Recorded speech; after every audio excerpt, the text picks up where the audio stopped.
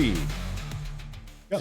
All right, and welcome to the Joe and Co podcast. Today we are recording from the Lost Continent of Atlanta studio. Today we are going to interview our my co-host Matt, and kind of the reason for these interviews is to give us a little practice interviewing, and it's also like so our listeners can get to know us just a little bit better. I mean, some of the good, bad, the ugly, and the stuff nobody actually cares about, but it's kind of fun to talk about. So, Matt, I want to start off with the hardest question I can think of right away. Like, I'm sorry, but why are you doing this podcast, Matt? Well, Joe, that's a very good question. I used to do a podcast there for a little bit with some friends, and it was a lot of fun. I really enjoyed it, and it just didn't really pan out for us. But I've always wanted to do one again. It's something that never left. And then, really, one day we were talking, and you were talking about how you've always wanted to do a podcast, and I just kind of leaned into it like, yeah, fuck yeah. All right. So anyway, so when we do this podcast, let's, and then it just kind of snowballed from there, really. And if you would have told me that I was going to do a podcast on kind of our baseline of what we're doing here with, personal growth and development type stuff, I would have probably said you were crazy, but, I like it. It's a paramount part of my life today, and it's uncomfortable because growing and getting better isn't smooth at all times. And so when you had first brought it up, I was kind of a little apprehensive. Well, let me replace that word. I was a little scared. It was kind of scary. Like, man, what do I have to offer to that topic? But as you talked about the concept of it and it being something that we as individuals will grow from, because we're not out here telling people what they need to do. We're just sharing our experience and areas and helping each other grow. And it just like all the light bulbs kind of went off for me. And I was like, hell yeah, let's do it. So I'm doing it to grow and have fun with my boys and do a podcast again. So heck yeah, it is kind of hard to not feel like super arrogant when you talk about you're talking about personal growth. None of us are millionaires sitting here. None of us are, gurus or doctors or whatever. It's kind of hard to realize that okay, to make this work, we just have to be willing to grow, and I can get uncomfortable. But let's start off with just a couple of easy questions. Well, now that we got the hard one out of the way, let's do a couple of easy ones. So what is your favorite band of all time? Man. Or a couple. It doesn't you don't have to narrow it all the way down. We're not that strict. I have such a schizophrenic music taste. That is I don't know if we got time for that answer, but let me put it this way. I'm an 80s baby, so I grew up on rap, country, metal, rock, you know what I mean? So I don't know that I could sit here and tell you a favorite band of all time. I'm going to be too indecisive trying to pull an answer. We're going to waste time. I can see that. You know what I mean? But I do love music. I'm one of those guys, I'd rather have music playing than watching TV. And if you hear what's in my headphones daily, it is all over the map. I mean, absolutely all over the map. So, right. Seeing we're not making a serial killer podcast, we don't want to go through that. Since you said you listen to rap, greatest rapper of all time, controversial right now, go. Greatest rapper of all time, Mac Dre. If you don't know who that is, you're slipping. I don't, so I am slipping. I'll look for a follow-up on that one. Yeah. Why don't you send us some of the good stuff? Okay. So, okay, what is your favorite movie, your favorite couple of movies? Man, I'm kind of a nerd. Probably, I don't know.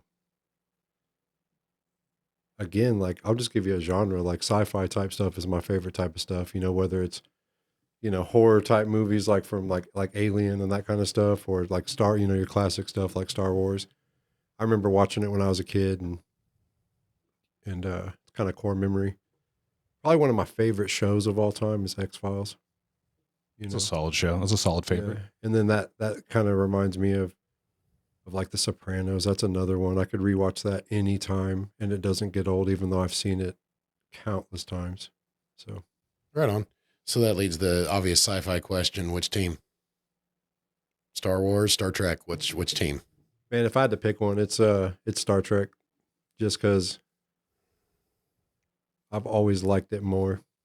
I never thought that simple of a question would have me rethinking my co-host. Well, I can sum it up for you. Star Wars is more of politically motivated, lots of war type stuff. Star Trek to me was always a little smarter. It's obviously got its political side too, being very progressive, but it was always more thought provoking to me, where Star Wars wasn't. Right. Just screwing around anyway. We just lost half our fan base right there. right. All the Star Wars people are like, hell with this guy. I tried to save it, but I couldn't. Anyways, if you guys are still listening, yeah. So if you're still listening, what's your favorite book or favorite books? like, man, it just changes over time. Oh.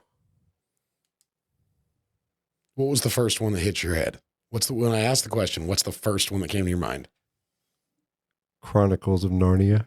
Yeah. Swear to God. Okay. I just remember I used to read that series of books as a teenager and would just get lost in it. I mean, it would just teleport me to a different place. Yeah, that makes sense. Okay. Any vehicle. What is, Matt has $1 billion to spend and he has to spend it on, on vehicles. What's the first vehicle you're going to go get? I mean, be specific. What does it look like?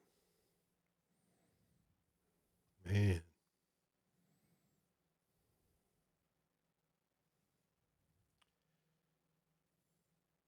Shit, Joe. These are tough questions. My brain is going 1,000 different directions right now. I'm trying to figure out if it's going to be a motorcycle, a airplane. Well, you have money to buy more vehicles, but what's the first one? What's the... Like, I hit the millionaire tomorrow, and the first vehicle I go out and buy. Honestly, it's probably going to be a like an F-250 that's just jacked up a mile with a freaking insane built engine in it and a badass center console boat attached to the back of it. Nice. All right. Let's see. Who's your celebrity hero? Like who and I don't care if it's singer, songwriter, actor, actress, politician, whoever. Who is your hero? In like that celebrity world. Yeah. Man, it sounds like kind of cliches because we're sitting here doing like a podcast. Like, I feel like you already know who I'm going to say. Rogan. Yeah. Big time. I mean, he's influenced a lot of my thought processes and changed my views on things and made me assess myself in a different way, especially just as someone who's been a fan of him from back when he had hair. Back when both of you did, maybe. Bingo. Right on. Okay, so what can you cook? Like, what's the dish? Matt's got to put this dish up in a competition. What dish are you cooking? Deer chili. Deer chili. Very nice. I'm gonna have to take you up on that because my chili is bogus. Oh, okay. Can't do it. Don't know how. Probably need to not only have you make it for me, but maybe hold my hand while I help you.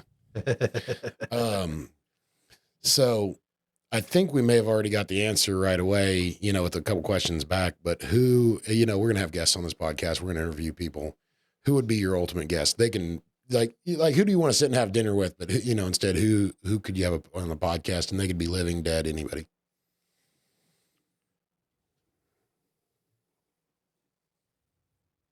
Man. Theo Vaughn. Theo Vaughn. All right.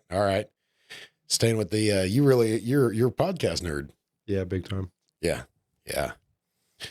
All right. What is your favorite food? Crappie. Crappie? Yep. How? Hands down. Fried, grilled. Doesn't matter. Doesn't matter. What makes crappie special over other fish? Like as far as eating? It tastes real clean. I don't know. I'm not picky with fish, but crappie just hits different. I don't know the best way to describe it. I've never had to describe it before, Okay. but it is just a delicacy here where we live. Heck yeah. All right. Do you have any secret talent stuff that just people wouldn't automatically know about you? Can you sing? Can you dance? Can you know, throw your voice? Do you have puppets? I don't think I have any secret talents. No, No, not really. no, not super surprising. You're pretty open about, the good and the bad. So I figured we'd know. Yeah. And then, what, and I know there's an obvious one, but you got to come up with one more. What foods will you not touch? Kimchi. Kimchi, and then the obvious one. M- mayonnaise. Mayonnaise, Mayonnaise. big mayo. All right. Well, that takes out like kind of the general icebreaker questions. So, man, I got to be honest to our listeners. We tried recording these podcasts like last week. We fumbled around. We all had the nerves, and we just came up with a product that, we felt like we could do just a little better. We'd make one practice round, and these are getting sent one way or the other. So, kind of, gonna ask Matt about his story a little bit. Matt, tell me about how the origin of Matt. What's the origin story? Well, born and raised here in Wichita. Mom and dad met up in Illinois. She was born in Alaska, and my dad was born in Iowa. They were up there working together, and aircraft brought them to Wichita. My dad, they found out they was pregnant with me, and Grandpa was a supervisor out at Boeing and said, "Hey, move on down here and you give my dad a job." And that's how we wound up in Wichita. And, we lived over in Oaklawn when I was a baby. Which grandpa? My mom's dad. That's cool. Yeah. But yeah, that's where it all started at there. That's how I wound up in Wichita, or I've always been here. I didn't wind up here. Right. But how you can have, parents from across the country and end up in Kansas. Yeah. Dad grew up in Iowa. His whole family was up there, and they lived in a little town that you can't buy gas or milk in, just a small, I'd call it agriculture town. And Grandpa was in the military, so he was stationed up there when, my mom was born. She did a lot of growing up in Washington State, and then she lived here for a while too when he was stationed here when she was younger. Like she went to high school with Daryl Starbird, Okay. down in Mulvane, if I remember right. I think it was Mulvane. Anyways. You said she grew up in Washington a lot? Yeah, she lived up there in Olympia. Yeah. Have you ever been up there? I haven't been. I've really heard it's really pretty up there. That's one of the trips I want to take is up there and see like kind of the trees and everything up there. Same. I've heard it's awesome. Just never made it out that way. Yeah. So, grade school, how'd you do in grade school? What were you about? I feel like I was an average student. I moved grade schools every year of grade school. I couldn't tell you why, but so I kind of always, because of that, I always kind of felt like a loner. Not a loner, but I just didn't develop these deep friendships with kids where you go to school year after year. You see the same kids next school year that you saw the year before. It was always new. I was always the new kid, from what I can remember. And grade school was pretty fun. Middle school is when it started. You discover girls and start making poor choices. And Matt does, can't speak for you guys. Yeah. It's funny how those two went immediately together. Yeah. Can't live with them and you can't live without them. Right. I'm sure they say the same about us. Right. Yeah. You think that's, the moving around and stuff. Like I've noticed you're really good. I know we've been out and around everywhere, all over the country together. And you can kind of walk up to any group of people and just sort of, be there and start talking to people. You think that has something to do with the experiences as a young kid? Yeah, probably. I never looked at it that way, but you're right. I've had people tell me that many times throughout my life that they notice that about me. Right. Probably contributing. So you said middle school, you started making some bad choices and stuff like that. And I'm sure that went on into high school, Tell us about high school a little bit. Man, I went to high school at South High here in Wichita. I showed up and wasn't really into sports ever. The sports started for me in high school. Never considered myself like an athlete. I wasn't really interested in sports. And I was kind of like hanging with the stoner kids my freshman year. And a football coach approached me and said, "Hey, you're going out for football, right?" And I said, "No, wasn't planning on it, And he's like, "Well, man, you're a big kid. Like, you should come play football." And so I was pretty open minded. I was like, "Oh, okay." I showed up to the tryouts or whatever and ended up playing football in high school. And then um, he said, "Go out for wrestling, stay in shape for in the off season." And then I wrestled and kind of liked wrestling better, honestly, because our football team had a horrible record. And I was, I was definitely doing drugs and partying in high school though. So to be fair, I was a bit of a delinquent in high school, but sports were the one thing that I really took serious. And, my coaches covered for me in a few different occasions with like truancy issues. And when I would get caught skipping school, they would like let me come hang out in their classroom and do makeup homework and stuff. But I don't know. High school was a bit of a blur. It ended early for me. Right.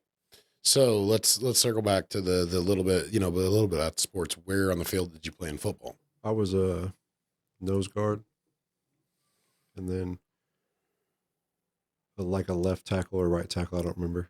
Right. And in wrestling, were you any good? Yeah, and I feel like I was pretty good. And I was JV for most of it because the couple other guys in my weight class that were upperclassmen were all, state champs every year of high school. They were just fucking badasses. And by the time they had moved on, it was about the time I was getting expelled from that school. But yeah, I felt like I was really good at it. I enjoyed it. I definitely got folded up like a lawn chair once or twice by these kids that were eating testosterone frosted flakes,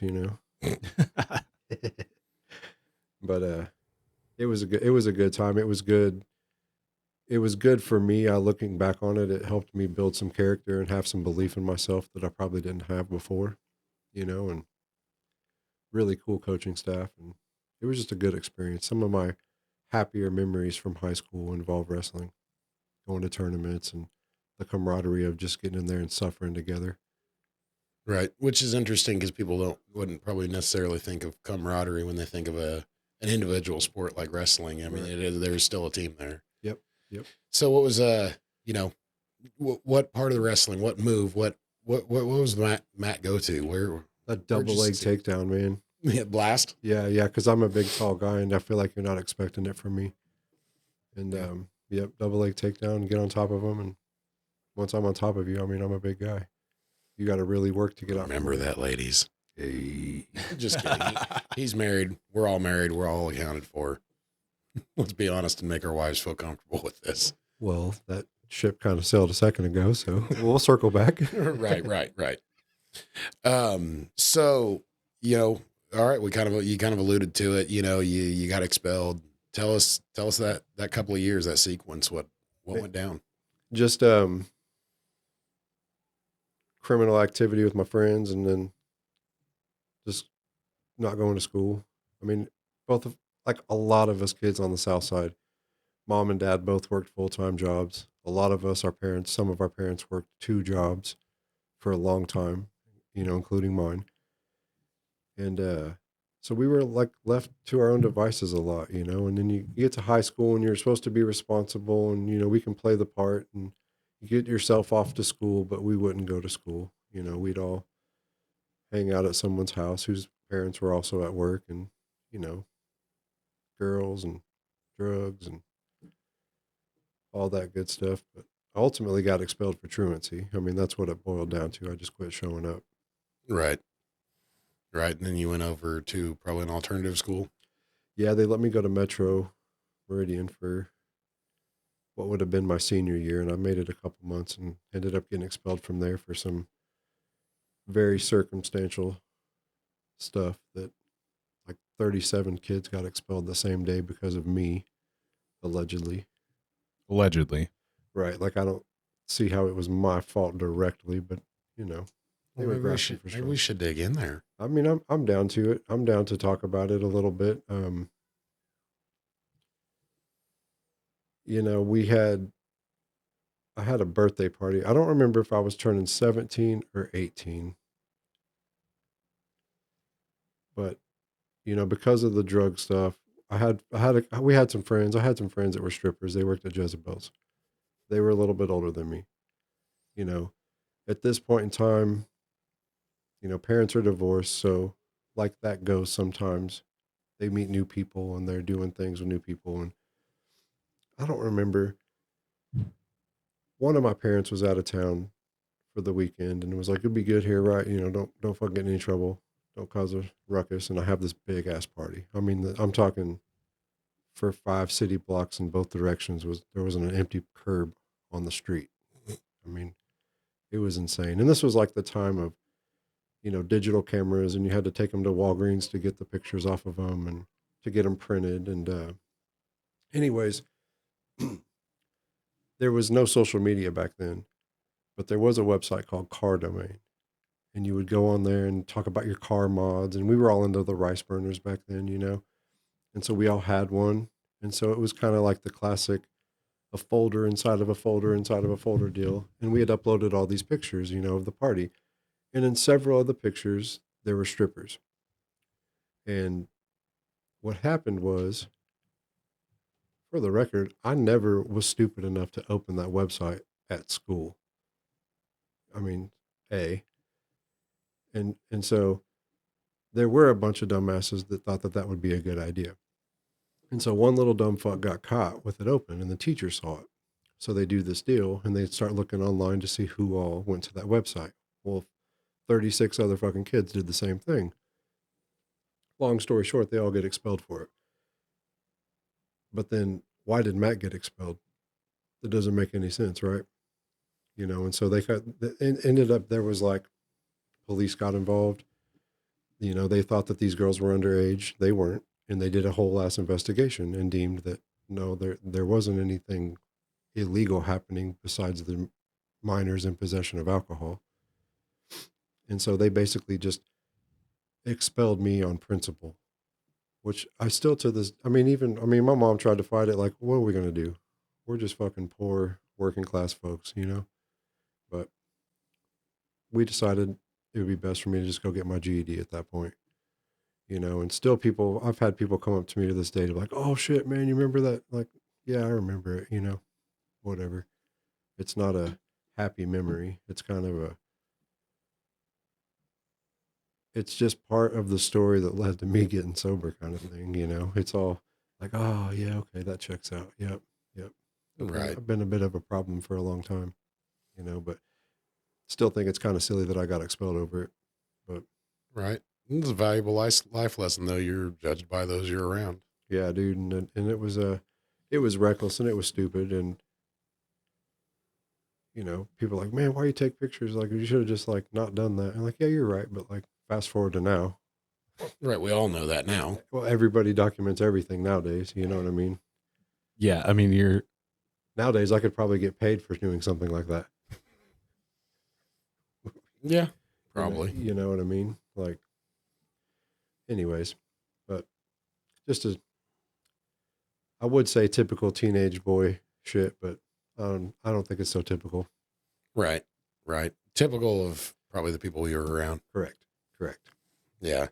So, you know, you're out acting up probably right after high school, or did you set straight for a little while, or what happened then?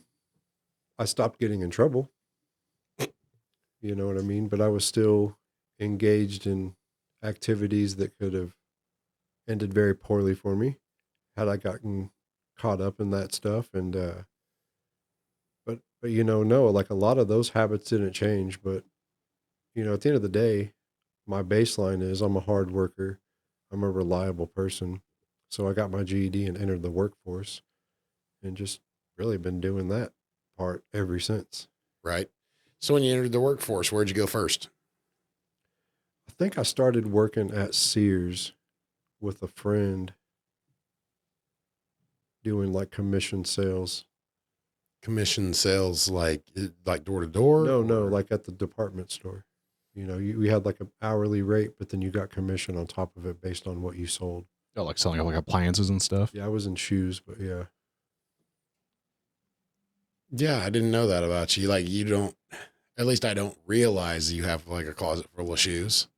No, I'm not like a shoe person. I just had a couple other buddies that were working there and they were making really, you know, for the age and time, like, it's like, man, this is better than any other job we could find. And they're like, yeah, dude, it's fucking fun. It's legit. Like, and so I started working there and it was. And I about got in a bunch of trouble working there, you know. Over what? So I signed paperwork that says that I can't be charged for anything and all is forgiven. I'm just never allowed to go into one of those stores again. But back in the day, you used to send out coupons to Sears. Like you would, if you had like a Sears credit card or you were some kind of fucking member, I don't know, you'd get coupons in the mail. And Sears was probably one of the last stores to get up-to-date computer systems. And, you know, it was still like the black and green computer screen, and it was just fucking ancient. And somewhere along the line, some of us had discovered that, like, a customer would come in and they'd have like a 25% off coupon they got in the mail. And they made us save them. Like, we'd had a little basket they made us put them in, and they just sit there and fucking pile up. And one day we figured out, let me back up.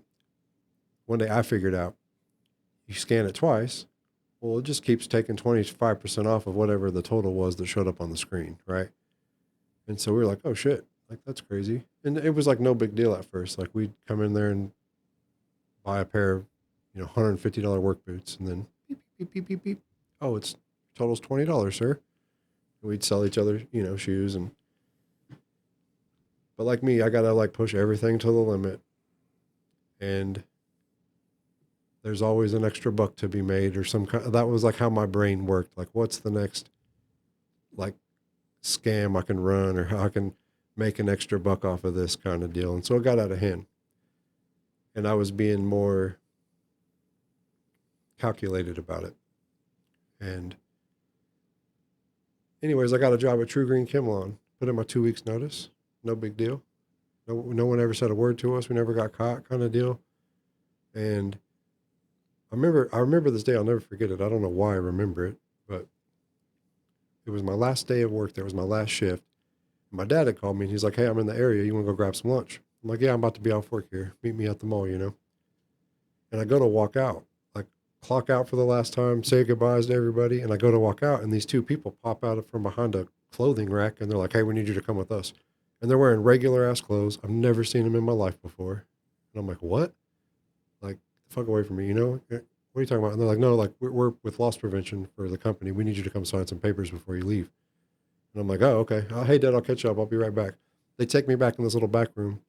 They got a stack of like clear DVD cases. They got a roll, like a big roll, like a receipt roll. You know, when you put a fresh roll of receipt paper in the deal, but it's all got printed shit on it. And I'm like, they take me in this room I didn't even know existed, you know, and there's like screens and monitors. And I'm like, I still don't know what's going on. And then they start explaining it to me.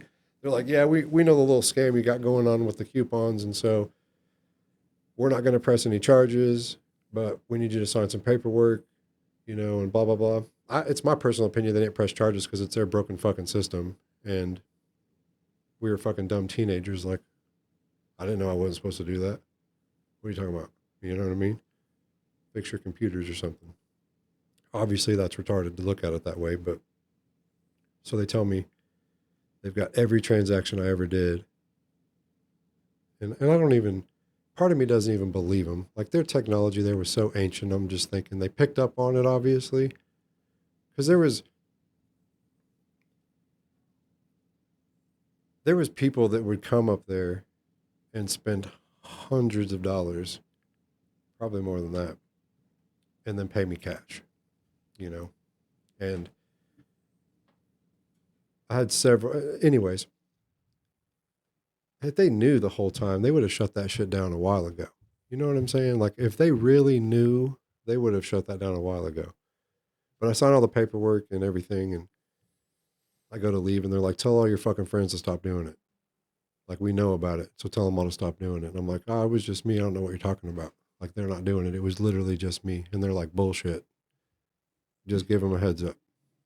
I'm like, "Man, whatever." And so went on to my next job at True Green, and it was I've never really like considered myself like a thief type of person, but looking back at it, it's like, man, like I'm like ashamed of that kind of behavior. But I think like it is like, stealing, but it is, I think it's something also that's very common. I've like heard a similar story about coupons or discount buttons and stuff from everybody I know that's worked in like service industry, from like McDonald's to restaurants to, yeah, Best Buy. like I'm not gonna come steal from you, but somehow stealing from a corporation just didn't I seem to hit my moral radar.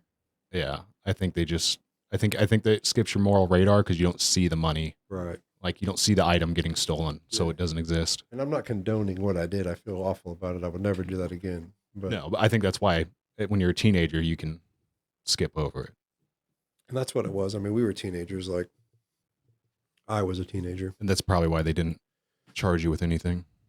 Yeah. It's probably my fault they went out of business. I'm sorry, guys. You are the exact reason. I mean, remember you used to be able to take Craftsman tools there. It didn't matter what the fuck happened to it. It got blown up by a grenade and they would just, here's a new one. That's the reason I bought Craftsman tools in the Right. first place. I kind of regret that investment now. Can you go to Lowe's now? Since they own Craftsman, can you like take your old Craftsmans? I'm not sure. I'm afraid they give me their little house brand stuff in return. Yeah, Sears used to have like a really good warranty system, even with like appliances and stuff like that. And And you ruined it all, Matt. Thank you. so, I'm sorry, guys. Yeah. I'll do better. Yeah, if that washer hadn't blown up from Sears, my mom would still be alive, Matt. No. Damn it. No, mom's still alive and kicking. So, True Green, how is that? Man, that was like, now that was out in the field, door to door sales. You drive your own vehicle. You got a gas card. They gave you, remember those yellow and black Nextel chirp phones? Yeah. You had to carry one of those. I mean, they were like cutting edge back then. We thought we were so fucking cool. And I was good. I'm a good salesman. I mean, there was a point in time before aircraft where I had other friends that went like heavy into the sales world as professional adults, and there was a time where I really thought I was going to do that route. And I just didn't want I wanted something more stable. There's a lot of ups and downs in sales. If you don't sell, you don't eat, kind of thing. But I was good at door to door sales. I mean, it's easy to sell lawn care. You go to these fucking nice neighborhoods, and you get the one guy whose yard looks like dog shit. It's like, come on, man, them HOA guys are harassing you. I'll make you a deal right now. But also, I'm just out driving around in my truck all the time, and I had a lot of bad habits. So Selling cutting grass and, smoking grass and, yeah, and so it was just there's a lot of people in the sales world that probably know this, but they like to go. We like to go fast, and I don't know. We just lots of bad habits. Like, had nothing to do with the job. Had nothing to do with the field of work. It just had to do with me. You know what I mean? And that was a setting where it was very unchecked. yeah. And if you're producing, it's all high fives and attaboys. They don't really give a fuck about the details. Right. All right. So here at the Joe and Co podcast, we definitely encourage everyone to get out of their comfort zone. But at my other business, J Fry Enterprises, we do air conditioning. So we absolutely want you to stay comfortable through the summer heat and the winter cold. Give us a call at 316-727-4651. So I know, just because I know these all kind of happen in the next, little bit of your life, tell me about getting into meeting your wife and then getting into aircraft. Yeah, so I don't remember where I was working when I met her. I might have still been at True Green, but I just don't remember. But anyway, so the night when I met my wife, it was kind of a rough night, but I had had an altercation with a previous female. We kind of broke things off. And, I was showing up at her parents' house acting a fucking fool and kept calling her a bunch of times trying to get a hold of her. And one thing led to another. They was out looking for me. I crossed some lines that Johnny Law says I can't cross, understandably. And I knew that they were looking for me. So I was like, called up one of my homegirls and I was like, hey, I'm not trying to go home. Can I come kick it at your house, over on the south side? And she's like, yeah, we're up chilling. So I go over there. We're hanging out, partying all night, late into the early morning. And my wife worked, I don't remember if she worked second shift and got there after midnight or she worked third shift and got there when the sun, I don't remember exactly. It's all foggy to me. But this chick shows up over there, this like smoking hot blonde, and she's wearing scrubs, 'cause she works in the medical field. And I'm just like, damn, like who is your friend?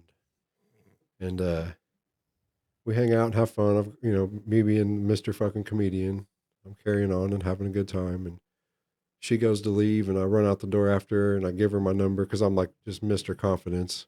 I'm not going to ask her for a number. I'm just going to give her mine. She'll call. She did, in fact, call. But so the night goes on. It's like sun's coming up. I'm like, all right, I'm gonna get the fuck out of here. I should be able to go home now. Like everything's cooled off. Things had not cooled off. So I go to Quick Trip right up the street, like Pawnee and Meridian, and go get me a pack of smokes. Walk in the Quick Trip.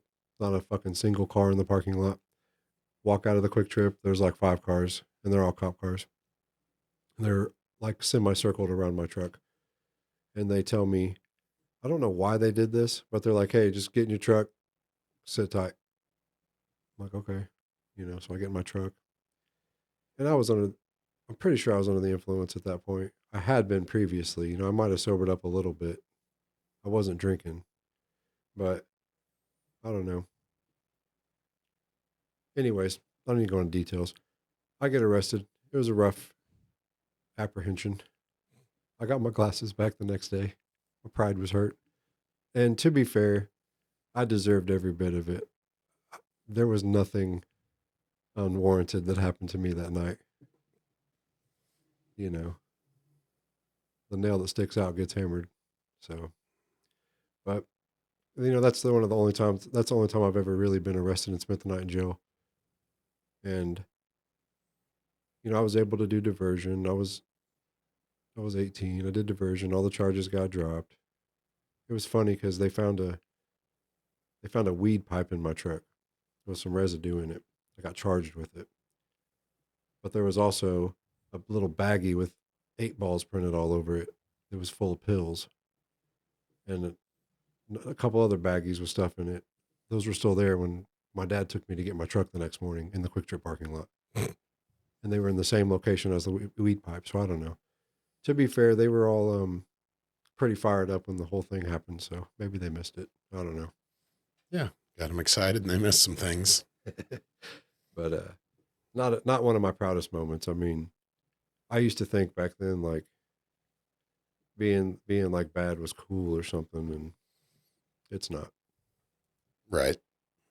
But you met your wife. She called me the next day. Yeah. The next day. Yeah, like we hung out, and it wasn't Netflix and chill back then, but we were watching movies and hanging out. Pretty much been inseparable ever since. Yeah. Were you still lumped up from the apprehension? No, I wasn't really lumped up, but my pride was. Yeah. Well, definitely needing some sympathy from the nurse. I did. I needed the nurse to come mend me, get me back right again. Right. Did she know? Yeah. Like when you guys are hanging out that you like just got bailed out that morning or whatever? Yeah, she knew. Oh, okay. She knew the cops were looking for me. Like the whole, like there was no, I'm sitting there all fucked up, like talking like I'm Billy Badass, probably like bragging about it or something, and then fuck around and actually get arrested 5 minutes after I leave. Like, come on, dipshit. Right. Considering the life you're living today, with the beautiful kids, it's probably good that both of you had bad judgment. And it ended up how it was supposed to. Yeah. You had just bad judgment and she had bad judgment men. Yeah. So it was, it all kind of worked out. It's weird how life is like that sometimes. Yeah. So tell me a little bit. Yeah, I mean, you kind of have told me before that you met her and, you guys started a family and that's when you went to aircraft. So walk me through that a little bit.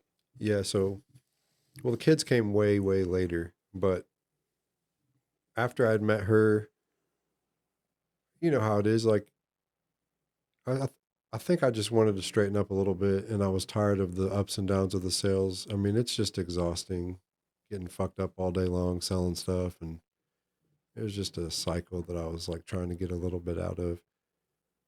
Anyway, so WATC was having a new program that they were doing for composite fabrication. It was an aircraft course. Back then, it was like 8 weeks long or 6 weeks long. You know, you couldn't miss a day of it, and it was real cheap. It was under $1,000. And at the end of it, they'd have a job fair with all the big aircraft companies, and they kind of guaranteed job placement. That was one of the big deals about it. So me and a buddy went and did it, and um, I did actually before I took that class. I remember now that I'm talking about it. I did get hired. I knew I was going to take the class. It didn't start. You know, the second class ever or whatever didn't start for 8 months or something. And so I had got hired on. I'd went to an aircraft job fair and I got hired on at like a little small aircraft place called Plastic Fab. And I worked there all the way up until when I went all the way up until I got hired by Spirit. You know, so I took the class.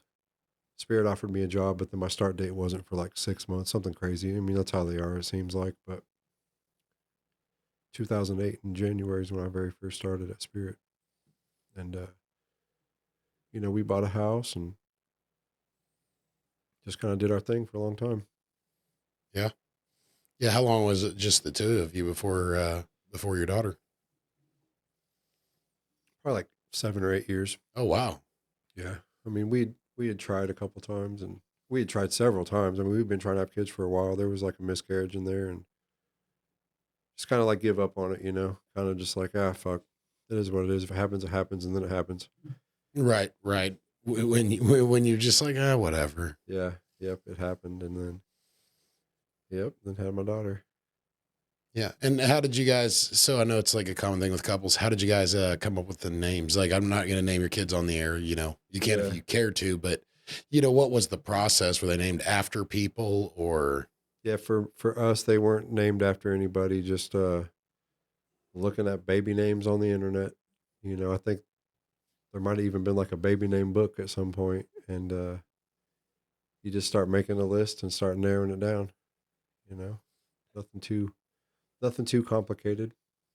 But no, we didn't name my kids after anybody. Right on. Right on. So just, I know your kids. I've been around your kids the last few years and I'm like super impressed with them. They're both friendly. They're both polite, well behaved. I mean, your boy's rambunctious, but that's what boys are. He's rambunctious in like all the right ways. Um, Man, tell me a little bit about your parenting strategy because I mean, not everybody gets that result. Your kids are pretty awesome. I don't even know what my parenting strategy is, but to be fair, um, I try to I try to be like my parents. You know, like I just I think really from my experience, I think what it boils down to is just time. You know, for me, it's just spending time with my kids, just doing stuff, including them, you know, and teaching them stuff along the way. I don't try to force nothing, you know, I just let them be kids. But, you know, there's boundaries, there's rules, and they got to get followed. Um, but I think my kids get to do a lot of stuff that other kids their age aren't doing, you know, like just fishing and riding on the motorcycle with dad and spending a lot of time out in the woods and at the lake and just doing stuff like that. I mean, there's lots of kids that do that.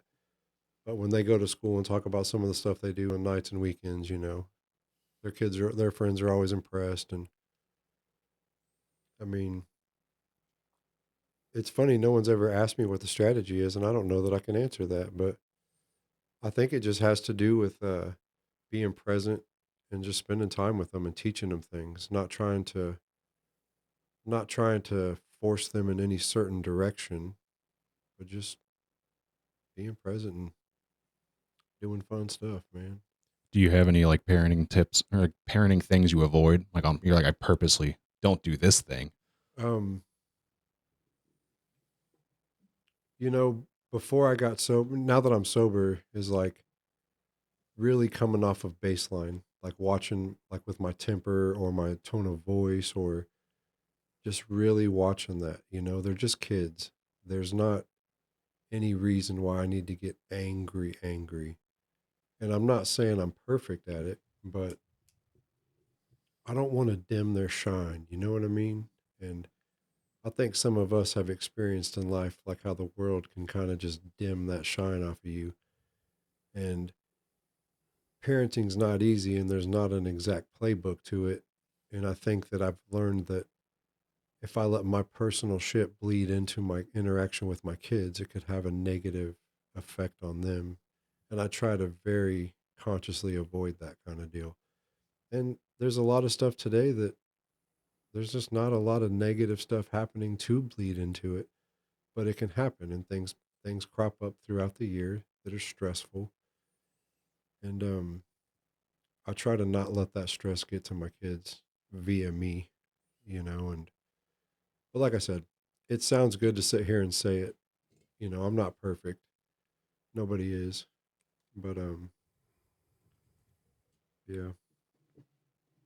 Yeah, I feel like you almost have to have kids to start having compassion for your parents. Absolutely. That's a big one. Like understanding that, yeah, they regret some things. Yeah. And, because you can turn around and go, oh, man, I probably should have done these few things, even if you didn't do anything terrible.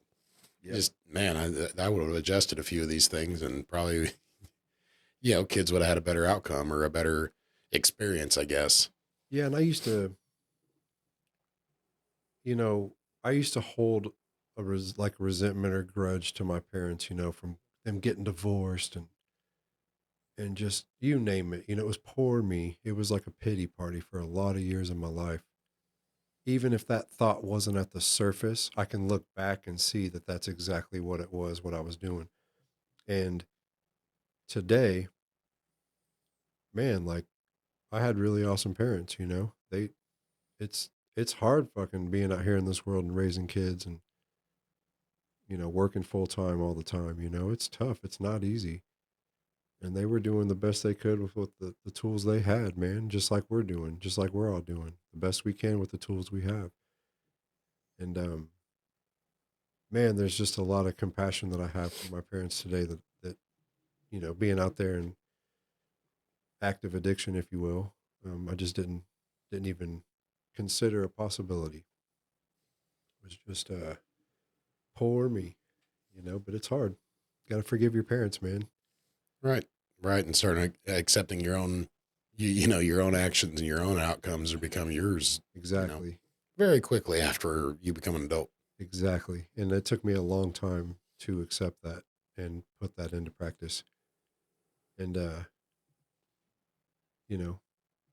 if anybody were to ask me advice on parenting, I would say take your kids fishing, get them outside. It's those little things that might seem like a pain in the ass to you, but will bring them memories that they will remember for the rest of their life. Right. Man, that's awesome. Who's a better fisherman, your son or your daughter? Man, they're not going to listen to this for a few years, bro. I would say currently my son, because he's got the bug right now where, Madeline's been doing it for so long that she's casual and laid back about it, where he is like dialed and fired up and like one more cast, and she's like, oh yeah, let's roll. I'm done. Let's go. We've killed him enough today. We've put a hurting on him where he's like, no, I gotta catch 10 more, Dad, and then we can leave. And trying to make his vibration match the match the line to attract the fish. Yeah, so he's hungry for it right now. And I mean, even this week he's been asking me like, is the ice melted? Can we go fishing now? Can we go fishing now? And he's just, it's on his brain 24/7. That's awesome. So, you started to build your family and everything. Let's get to the deep and dark and to getting sober. What, how'd that adulthood go? What went good? What went bad? And why did it change? You know, I'm the kind of guy that, like, even though I drank all the time and recreational drug use, I didn't miss work. I didn't, my bills got paid. From the outside looking in, I was just another productive member of society. And it was fun for a lot of years. We had a lot of fun, partied a lot as young adults without kids. And then just probably having our daughter first. If I had to guess, I'd say somewhere in there, my wife's tolerance for it probably drastically changed. Because there's something that happens to a woman when she has a kid. This this newer, more elevated human being emerges, and it's a beautiful thing. And the same can be said for the dad too, to a certain degree, but it wasn't enough to change my reckless ways. And I went from partying on the weekends and having a couple beers throughout the night to just like, nope, every day's a party. Like in terms of the amount of alcohol I'm consuming, every day's a party. Get to around COVID times when it really got down to the point of it. Um, Trying to remember exactly. I just remember everybody was wearing masks. It was in 2020 when I stopped. But really, it just came down to, the truth is, the last few years of my drinking and stuff, like I didn't want to do it anymore. I I used to think it was crazy that people would say, like, "Hey, if you got a problem, just stop, man. Like, I'll just stop. It's not a problem. Like, I don't want to stop." I learned the hard way then that that's a real thing. That meaning I couldn't stop. I wanted to stop. I couldn't stop. I didn't know how to stop. And I certainly didn't know how to ask for help. I'm a fucking blue collar, hardworking, you know, hanging out with a certain type of group of people, and I'm like, man, I'm doing better than all these guys. I don't got that guy's problems. I don't got that. I'm using these other people as like my yardstick. I think I heard you say that the other day, and it's not a good way to do things. But the night that it ended was, we were all out riding our motorcycles to go meet up for Taco Tuesday. I think we met at, I don't know, O'Brien's or O'Malley's, some freaking place out on 21st near Ridge or Tyler by the cigar lounge. I don't know what it's called. That's just where the night started. I didn't get home till, I mean, she was leaving for work when I come rolling in on my Dyna. And I had just bought that bike too. It was kind of funny. It wasn't funny at the time. I was laughing like I was like just Mr. Cool, but I was so fucked up. I had dropped it in the parking lot at this bar. And there's an outdoor patio, it's nice out and all these people seeing it. And I'm just like, fuck it. Who cares? Like whatever, brother. And I go to pick the bike up, and I'm used to my electric glide that's like this heavy fucking Volkswagen weighted motorcycle. I go to pick the Dyna up, and it just drop it on the other side. Oh, Oh yeah, it was. I mean, like my pride died tremendously in that moment. But do you think like I just was like, oh, I'm gonna head home now. Like let's call it a night. No, we went in the bar and shut it down, and then ended up at the homie's garage.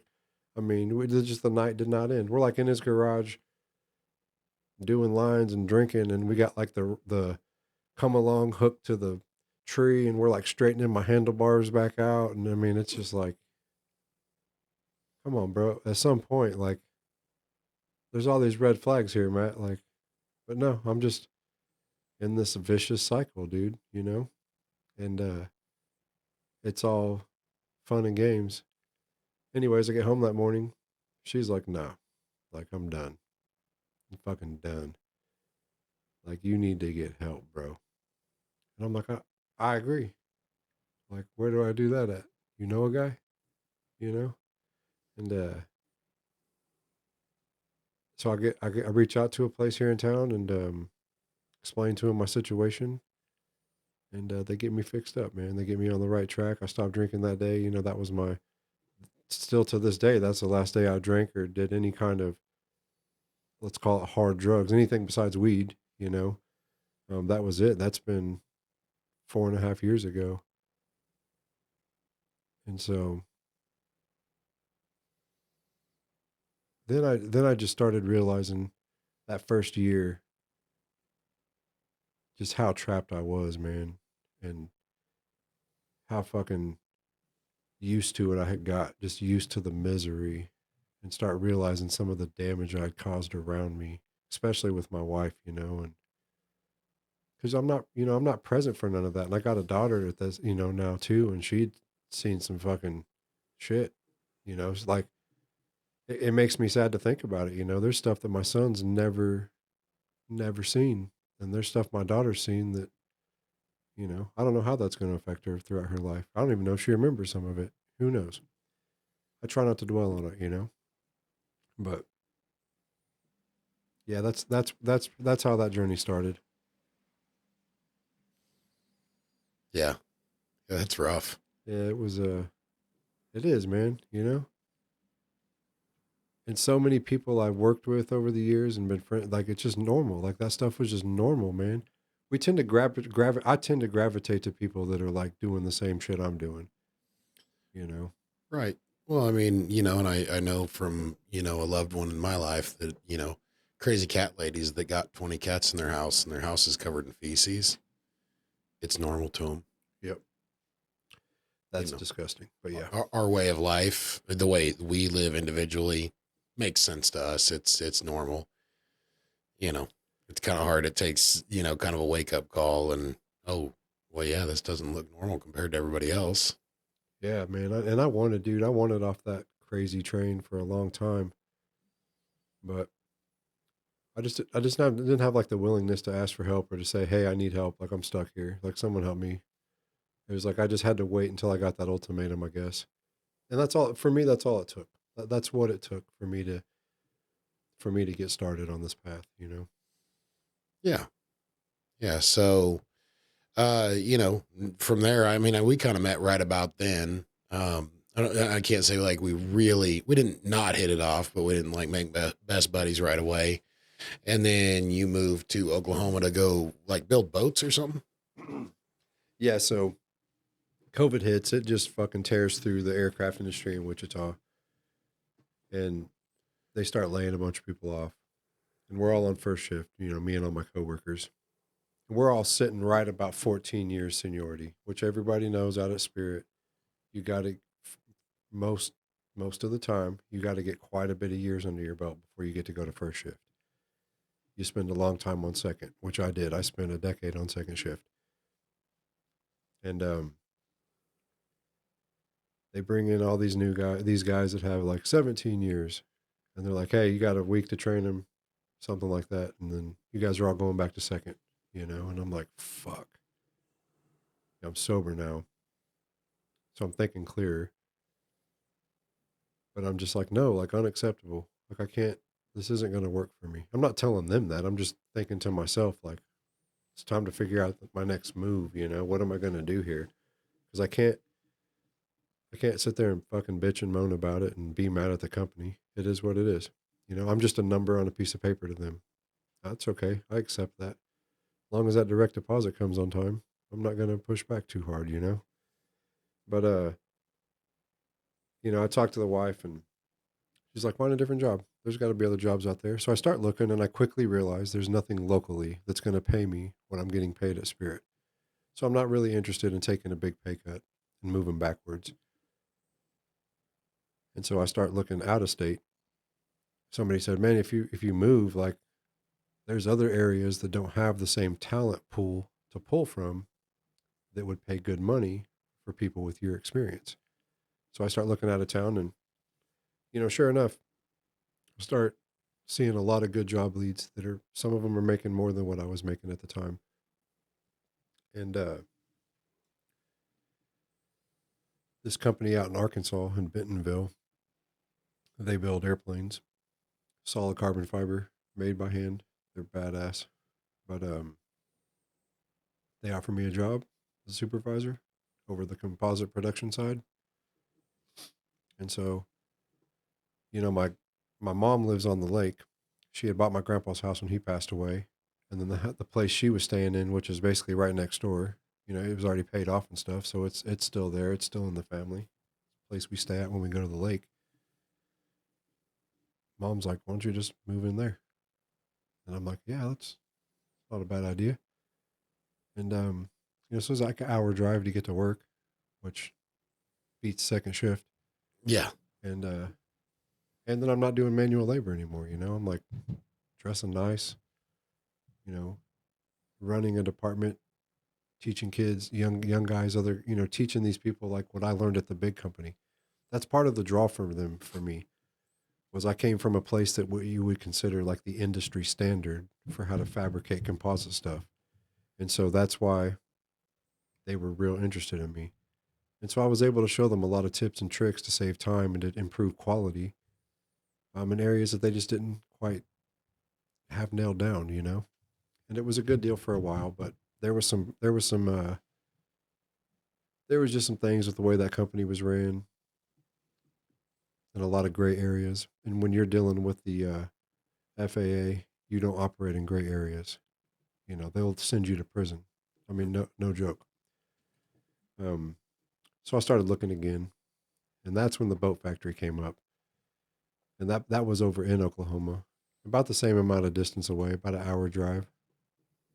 Same type of deal, composite experience. They're looking for a supervisor, and man, I go there, and it was awesome. It's cool, one of the coolest jobs I ever had. But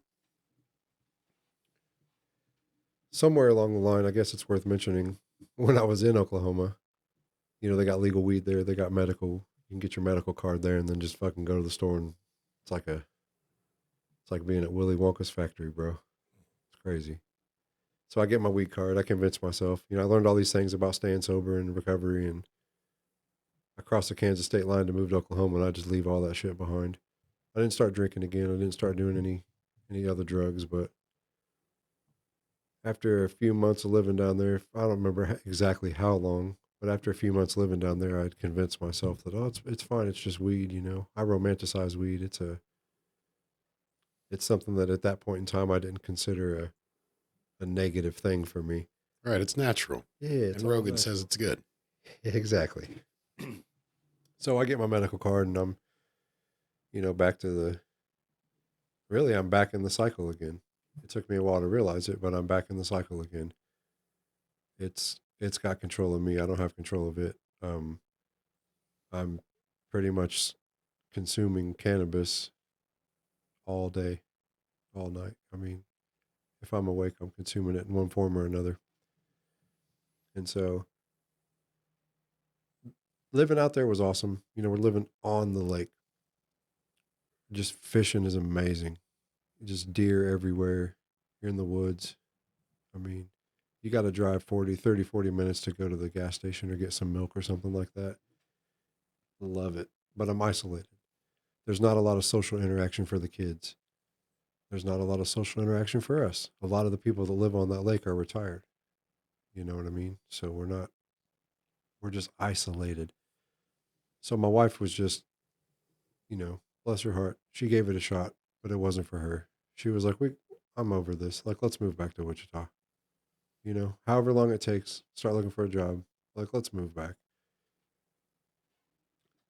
And so I start looking for jobs in Wichita, and I get a couple leads and a couple job offers. And then Spirit, one of the managers that heard I was moving back, he calls me and he's like, hey, you should put in your app here, where they're doing stupid shit right now to get experienced people back. There was a pretty good amount of upfront money. There was giving you your seniority back. No, let me back up. Your years of service, which is an important distinction. If you're an hourly worker, it goes off seniority. If you're a salary worker, it goes off years of service. Anyways, they make me an offer I just can't turn down. It's great. I can plug right back in. We can move back quickly. it's like, hey, it gets us back. Let's, it gets us back, gets mama happy. And I agreed with all of her reasons. Like, gets the kids back around, you know, let's go. But deep down inside, I was like angry about it, and it just didn't, I was a little bit resentful about it, but, I come back to Spirit, work for a while. It's going good. It turned out way better than I thought it was. Now I moved into the salary side of things. So those years of service they gave back now are like having a positive impact on where I sit with the company. So that's awesome. But man, I kind of forgot what you asked me, and I'm just like rambling on about Spirit now. Right. Well, I think Spirit has that effect. Yeah. Notice that. I've spent most of my adult life there, to be fair. Right. Just kind of what was the getting sober, what was the moving around, Yeah. kind of bringing us up to the present. Yeah. So we get back in Wichita, and I realize that I have a night, kind of go hang out, ride motorcycles with some of my sober friends from before, and one of my buddies is there. But I tried to kind of get into the sober life before I left, and he just wasn't ready. He was still doing research, you know what I mean? And he's there now. He's sober. He's looking great. Things are going great for him. And I just had this moment where it became clear to me, that I need to plug back into this. I need to stop what I'm doing. And, that was that for me right there. That was pretty much the beginning of that chapter there. Yeah. And it's been awesome. Yeah. And it's a bunch of guys we ride with and have a good time riding. So, I know we've talked a little bit before. What got you into bikes? Man, I've wanted a motorcycle since I was a little kid. Like, my grandpa used to ride motorcycles. And do you know what Grandpa rode? Gold Wings, bro. Gold Wing. Oh yeah. Wing. Brother. Yeah, he was in the Gold Wings, but he's like, coast to coast. And always wanted one, and didn't really have any friends that rode at that point, early on. And then I remember one day Andy shows up at my house on his lowrider, and he's like, sit on it, bro. And I'm like, hell yeah, man. Brother. And I'm just like, I sit on it, and I think like a week later I went and bought a bike. It's like, I got to now, he's, it just spiraled out of control from there. And that want and desire became a reality. And it's just been an obsession of mine ever since then. Right. I love riding. I like working on my bike. I just like everything about it. It's, I don't know how to explain it to people that don't, I don't think I can explain it to make someone understand that doesn't know what I'm talking about. Right. Yeah. So do you have any other hobbies other than motorcycles? Man, I love fishing. That's really my other big hobby. I've got other hobbies on the horizon, maybe, things that I've been wanting to get into, like doing some leather work and stuff like that. And I've kind of been slowly piecing stuff together for that. But Coming soon. Yeah. So it's funny because when you talk about making homemade leather stuff, my brain goes two polar opposite directions. But anyways. Right. Leather saddlebags. We'll stick to that. Sure. So cool. And those your hobbies all kind of seem to go together. I mean, we're doing a podcast with three guys that ride motorcycles together, and the leather goes with the riding motorcycles, and we're all, kind of doing the same things. So, this was a question I came up with kind of late in the game today. I was trying to figure out, get ready to do interviews. And I pre-gamed you this one. I want to know what you're going to end up answering. Some of Matt's pet peeves. Man, I'm sure I've got a few, but one that comes to mind is when I can hear you chewing your food and that fork or spoon hitting your teeth.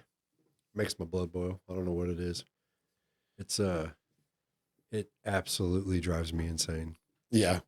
You know, I don't know. I'm sure I've got others, but I don't know. You know, I was sure when I asked this question, I was sure I was going to know one of the three of us is going to answer slow people in the left lane.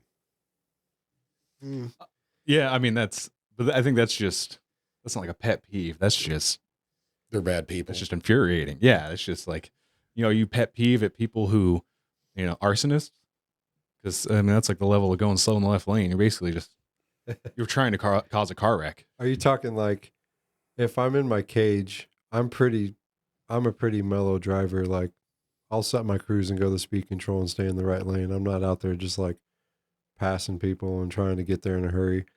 And if I'm on my bike and you're in the left lane, like there's a shoulder. Yeah.